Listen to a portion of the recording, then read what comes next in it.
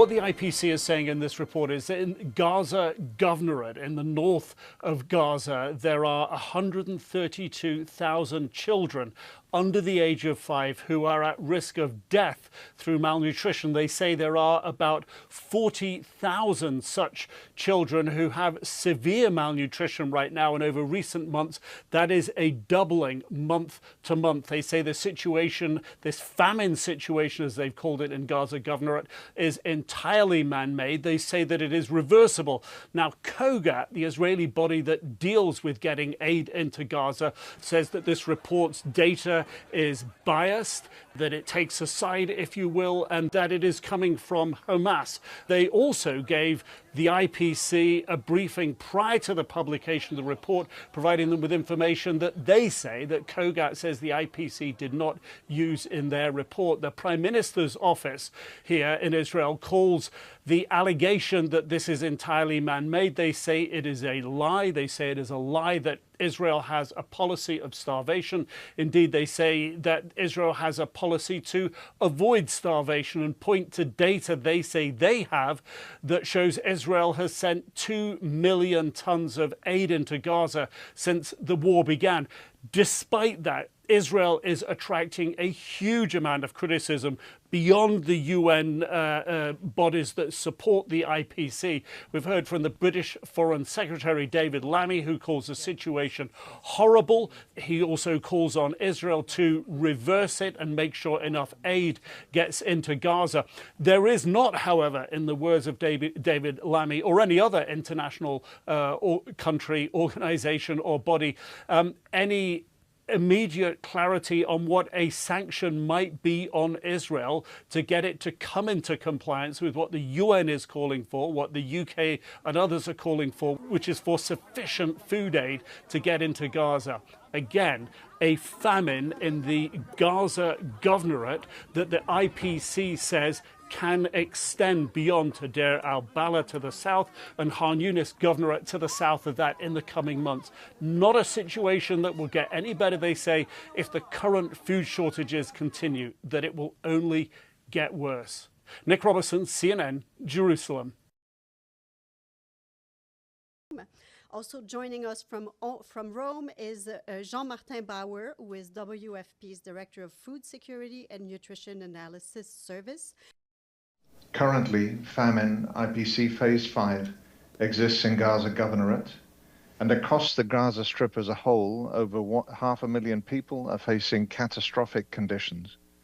And another just over 1 million people, some 54% of the population, are facing what's classified as emergency Phase 4. By the end of September this year, September 2025, famine is projected to further expand to the governorates of Deir al-Balah and Khan Yunis. And during this period, a third of the population of the Gaza Strip, nearly 641,000 people, are expected to face catastrophic conditions. Released a statement denying the IPC report, said it's based on partial and...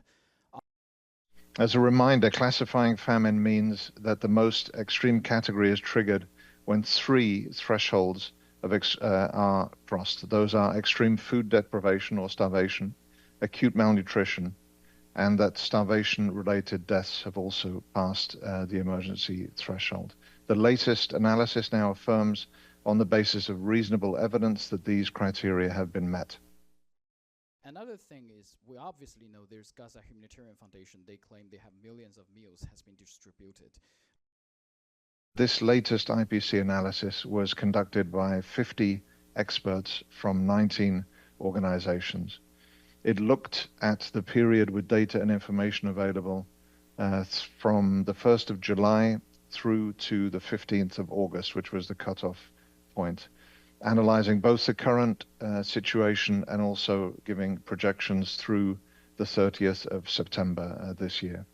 The IPC analysis for the Gaza Strip followed all 13 IPC protocols and the guiding principles that are fully articulated in the technical manuals, and it applied standard IPC quality assurance mechanisms to ensure technical rigor and neutrality of analysis. By saying that since the end of 2023, various What we're witnessing right now is the most significant deterioration of food security conditions and nutrition conditions since the IPC began its analysis of Gaza. Since the IPC itself was created more than 20 years ago, this is only the 5th time that there's been a famine confirmation. There was a 2011 in Somalia, 2017 in South Sudan, 2020 for South Sudan again, and then in 2024 for Sudan. So this is an historic moment.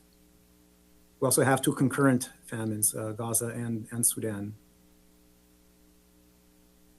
So to have 2 famines at the same time, that's something that's absolutely unprecedented.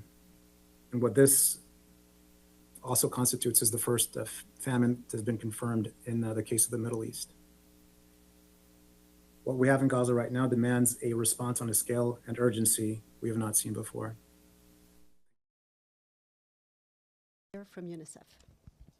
Okay, thank you. Can you hear me okay? Yes. Yeah. Okay. The IPC's confirmation of famine conditions in Gaza Governorate and its projections of its spread really mark a tragic and devastating milestone for children. Within this humanitarian emergency in Gaza, there's a real child survival crisis. We're seeing malnutrition accelerating at a catastrophic pace, and for many, far too many children, it's already too late. We've been warning for months that the denial of humanitarian assistance would push children in Gaza to dangerous levels of food poverty. The signs were unmistakable. Children with wasted bodies, too weak to cry or to eat, babies dying of hunger and preventable disease, and parents arriving at clinics without enough food to feed their children. Today's report confirms our worst fears. My question is regarding the children who are in crisis, in malnutrition crisis. We cannot let famine become a death sentence for more of Gaza's children. This is not inevitable, and as we saw during the ceasefire in February earlier this year, when access improves, lives can be saved.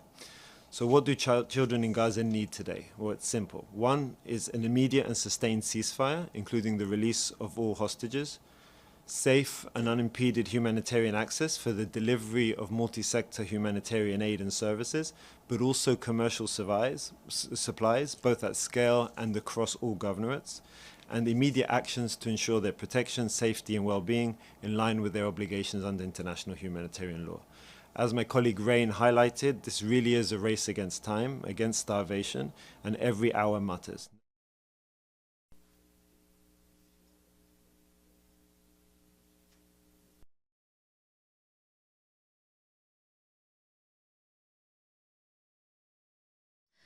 In a statement issued early this morning, the Secretary General said that just when it seems there are no words left to describe the living hell in Gaza, a new word has been added: famine.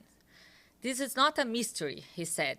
It's a man-made disaster, a moral indictment, and a failure of humanity itself. Any actions in response to these 2 concurrent famines that the IPC has raised? What I have... No more excuse, the Secretary General said, adding that the time for action is not tomorrow, it's now. He emphasized that we need an immediate ceasefire, the immediate release of all hostages, and full unfettered humanitarian access.